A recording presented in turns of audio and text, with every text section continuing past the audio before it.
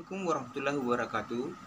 Selamat datang di channel Kaco Mandar, channel yang insya Allah menginspirasi, mengedukasi, dan menghibur luluare yang sana.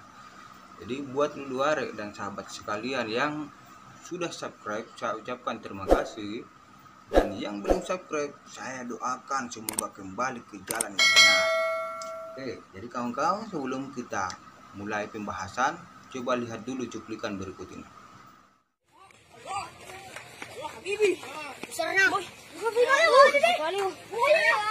Buaya guys,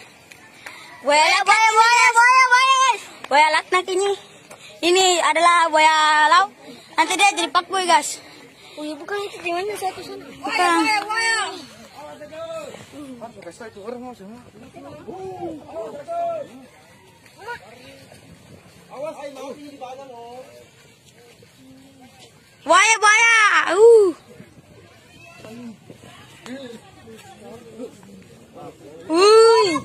Mengerikan. Mata dia hitam sangat. Kalau ketangkap. Masyarakat Pantai Bahari Polewali itu digemparkan dengan kehadiran 3 ekor buaya. Nah, yang satu ini berukuran sekitar 4-5 meter. Di Tengarai, buaya ukuran besar ini adalah induknya, dan 2 lainnya itu berukuran lebih kecil, itu sekitaran 2 meter. Itu adalah anaknya, atau bisa jadi buaya yang besar ini adalah pejantan dan 2 lainnya itu adalah betina. Informasi ini kemudian viral di Sulawesi Barat karena tersebarnya video-video amatir yang mendokumentasikan kehadiran buaya-buaya ini. Bukan cuma kali ini saja geger akan buaya itu terjadi. Sekitar beberapa tahun belakangan, ada beberapa buaya yang juga menampakkan diri di beberapa tempat seperti di Desa Bala Pambusuang itu sekitar tahun 2019 dan muara Sungai Tinambung pada tahun 2020. Namun apa yang menyebabkan sehingga geger buaya sampai menyita perhatian masyarakat Mandar atau Sulawesi Barat pada umumnya? Apakah ada hubungannya dengan kepercayaan kembar buaya atau rundukan nenek oleh sebagian masyarakat Mandar? Mari kita bahas dan teliti bersama-sama. Beberapa folklore atau folk song, baik cerita tutur, papasan, atau petua-petua dan kepercayaan-kepercayaan lokal yang menyebut kata kanene atau semacamnya. Seperti dao dirake kanene apa kanene tuu, dinawanawai naripate, dato o dirake sayang apa saya tuu, dirake tapi nadinawa-nawa ritia nadipesawe. Artinya, janganlah ditakuti seperti buaya, sebab buaya ditakuti tapi diwanti-wanti untuk dibunuh. Nah, jangan pula ditakuti layaknya kuda, sebab kuda ditakuti namun dicoba untuk dijinakkan dan ditunggangi.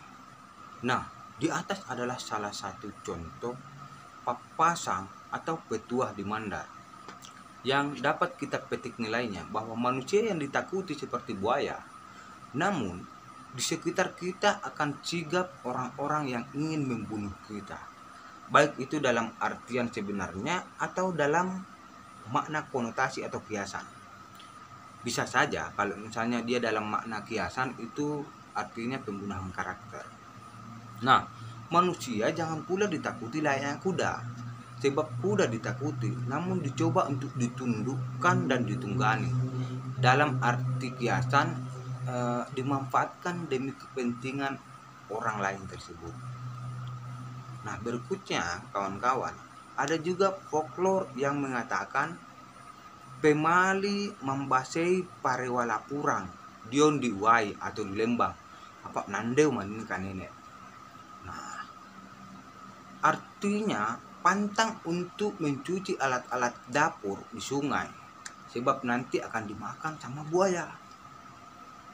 Sebenarnya konsep pemali atau pantangan ini lebih dekat kepada konteks menghargai alam, agar sungai sebagai sumber kehidupan orang-orang Mandar tidak tercemar oleh limbah rumah tangga.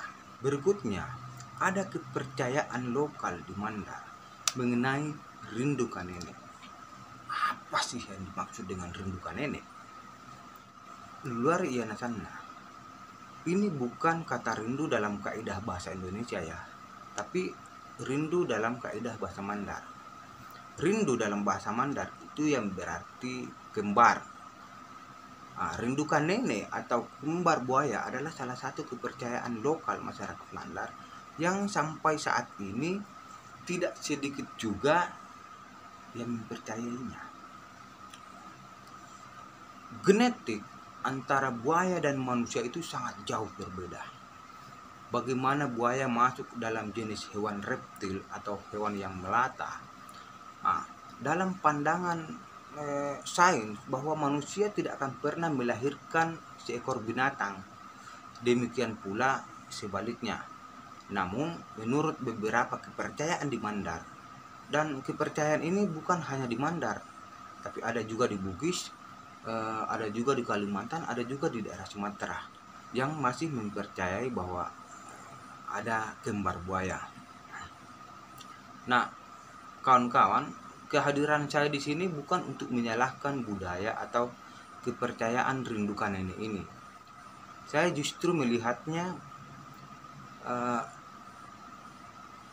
bahwa orang-orang Mandar itu mencintai semua makhluk ciptaan Tuhan. Meski sebenarnya agak kontradiktif dengan beberapa pepatah di atas yang memandang bahwa nenek adalah makhluk yang ditakuti dan diniatkan untuk dibunuh. Saya melihat sepertinya ada pola yang memang terbangun sejak dahulu, bahkan sampai sekarang masih kelihatan. Ada orang atau sekelompok orang yang mencintai anjing atau kucing dan menolak segala bentuk kekerasan terhadap hewan tersebut, apalagi sampai membunuh demi tujuan untuk dikonsumsi. Namun tidak dapat dipungkiri, ada juga orang-orang, maksud saya ini dalam ranah Indonesia ya, dalam wilayah Indonesia, ada juga orang-orang yang menjadikan anjing atau kucing itu sebagai makanan. Contohnya itu di Pasar Ekstrim Tomohon, Manado. Nah, di Mandar sendiri ada yang takut dengan nenek, namun ada juga yang cinta dengan hewan, termasuk nenek ini di dalamnya. Sehingga upaya yang dilakukan agar tidak membunuh nenek atau buaya adalah dengan mempersaudarakannya. Bahasa saudara di sini mungkin dipilih sebab kecil kemungkinan untuk membunuh saudara sendiri, meski bukan saudara sekandung sebadan. Saya pikir ini juga menjadi bagian dalam pandangan keislaman, bahwa Islam itu adalah rahmatan lil alamin, rahmat bagi seluruh alam. Wallahu a'lam bishawab.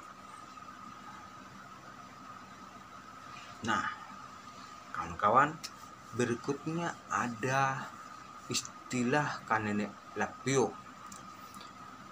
Nenek lapio ini bukan sejenis buaya ya, tapi dia masuk dalam jenis biawak. Biawak dalam ukuran kecil dalam bahasa Mandar itu disebut dengan puarang. Kalau ukurannya besar itu disebut dengan nenek lapio yang kemungkinan ya sekitar 2 meteran lah. Tapi ada juga yang disebut dengan lapio atau pio saja. Kata pio sendiri dalam nyanyian rakyat Mandar yang judulnya itu Topole Walitung, itu disebut satu kali pada bait Labua Pio nama Capku Inyawa. Labua Pio menurut almarhum Tomaweta Nurdin Hamma adalah pelabuhan yang ada di Pulau Komodo. Nah, sepintas lalu Komodo dengan biawak atau puarang itu memang sangat mirip. Namun yang membedakannya adalah ukurannya. Ukuran komodo itu lebih besar dibanding dengan puarang dan mempunyai air liur yang sangat mematikan. Konon katanya di luar apabila orang tergigit oleh komodo ini dalam waktu kurang dari 24 jam, apabila ia tidak mendapatkan penanganan khusus, maka nyawa bisa melayang. Nah, berikutnya yang terakhir di luar ada yang disebut dengan kanene poki. Buat cici alias cewek-cewek, jangan pernah berdekatan dengan kanene yang satu ini. Berikut adalah salah satu contoh kanene poki yang lepas dari penangkaran. Hei, tahu tidak mengapa kopi itu pahit? Karena yang manis itu kamu.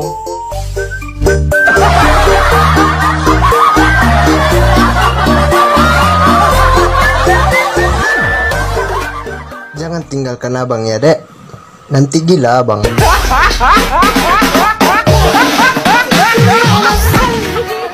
Adalah salah satu jenis kanene poki atau buaya buntung dalam bahasa Mandar.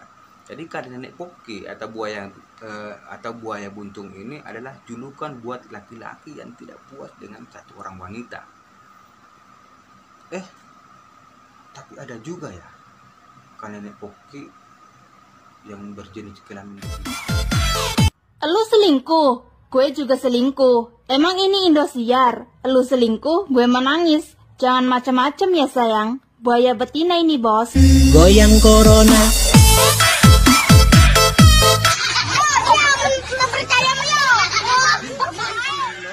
Sampai di sini dulu perjumpaan kita.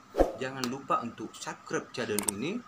Oh ya, jangan lupa untuk subscribe juga channel sahabat saya ini, Guru Sarjana. Channelnya Kanene Poki. Oke? Sampai jumpa. Salam budaya. Salam Pasci Mandara.